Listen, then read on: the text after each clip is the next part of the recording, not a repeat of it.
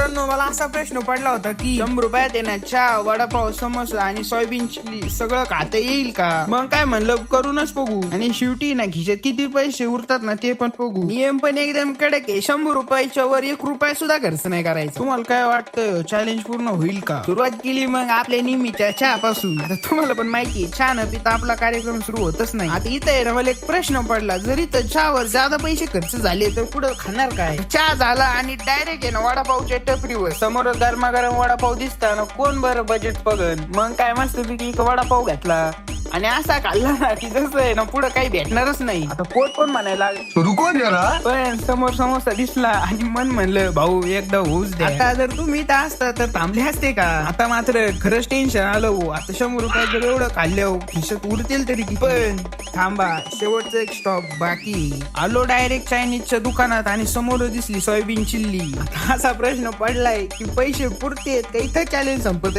Plate समोर आली वास असा सुटला ना, पोट भरलेला असून सुद्धा चमचा डायरेक्ट हातात. खरं सांगू का, ही जर प्लेट तुमच्या समोर असते ना तुम्ही सुद्धा थांबू शकले नसता. तर मंडळी चहा झाला, वडापाव पण खाल्ला, समोसा पण खाल्ला आणि सोयाबीन चिल्ली बी खाल्ली. आता शेवटचा प्रश्न, आपल्या 100 रुपयामधून आपल्या खिशात किती रुपये उरले? आणि आपल्या खिशात उरले 0 रुपये. म्हणजे 100 रुपयाचा बरोबर कार्यक्रम केला. आता तुम्ही सांगा, जर तुमच्याकडे 100 रुपये असते तर तुम्ही काय काय खाल्लं असतं? जर असेच गावाकडचे चॅलेंज आणि ब्लॉग जर बघायला आवडत असेल ना तर आपल्या अकाउंटला नक्की फॉलो करा.